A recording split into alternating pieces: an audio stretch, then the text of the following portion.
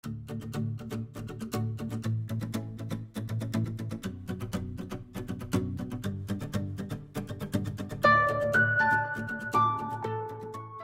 suis professeur de philosophie et j'ai beaucoup travaillé, en particulier, les relations entre la philosophie morale et la psychologie. Et je me suis intéressé en particulier à un livre de Boris Cyrulnik et aussitôt j'ai été frappé par cette œuvre qui était un peu originale, qui était profonde, dont le titre était parcouru par une générosité très grande, et cette générosité, cette profondeur et puis cette quête d'une vérité humaine m'a tout de suite beaucoup séduit.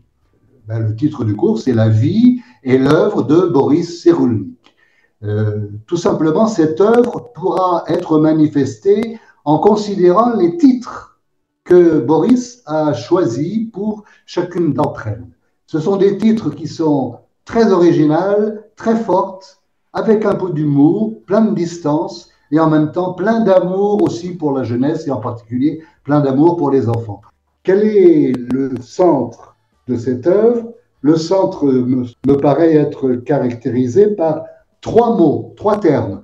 Alors, d'abord, résilience. La résilience, eh bien, c'est le fait d'avoir la capacité en nous de dépasser les traumatismes profonds que l'on a pu subir, soit dans notre enfance, soit à un moment ou à un autre.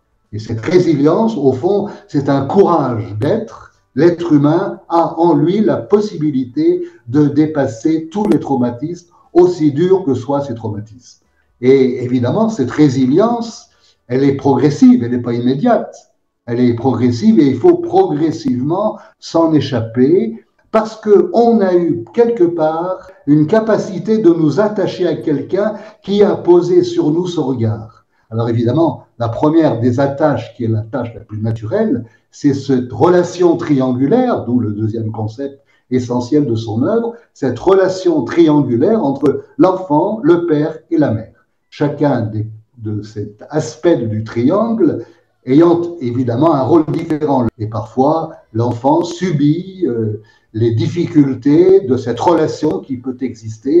Donc, ce deuxième concept, la relation triangulaire du père et de la mère, est évidemment centrale.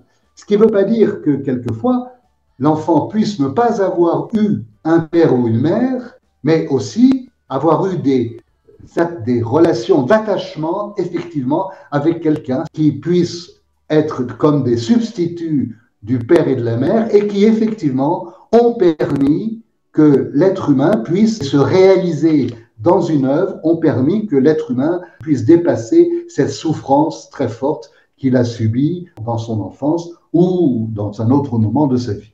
Alors, le troisième concept qui me paraît important, c'est le concept d'habitus. C'est un concept latin, comme vous voyez, le fait d'habitus, d'avoir des habitudes. Donc l'habitus, c'est une manière d'être, une manière de faire un peu répétitive qui progressivement permet d'avoir cette liberté pour pouvoir effectivement réaliser bien cette œuvre dans laquelle on va se donner. Et se donnant, on a un peu l'espérance. À travers ces trois notions, eh bien, nous avons au fond une grande espérance sur la vie. Et qu'il y a chez Boris Cyrulnik une très grande espérance, une rencontre très forte entre lui et ses patients qui fait qu'il a donné l'espérance et que dans ses œuvres elles-mêmes, il donne l'espérance. Il raconte dans une de ses œuvres qu'à 11 ans, il a désiré être psychiatre. Il a achevé, il a réalisé son œuvre, c'est l'œuvre de sa vie qu'il nous transmet avec bonheur et pour cela, je le remercie, d'autant plus que, étant juif, il a subi cette persécution affreuse du nazisme. Boris Cyrulnik, à partir de cet épisode, a complètement transformé les conséquences de cet épisode et a fait de sa vie une vie d'espérance, de soutien et de transmission pour l'espérance et pour ce soutien qui soit déjà humaine, mais un soutien à une espérance qui est aussi un petit peu spirituelle dans le grand sens du terme. J'espère que ça va vous donner l'envie de travailler, de lire et peut-être de lire non seulement la vie et les œuvres de Boris Cyrulnik, mais de vivre ce que nous avons lu. Je vous remercie infiniment pour votre patience.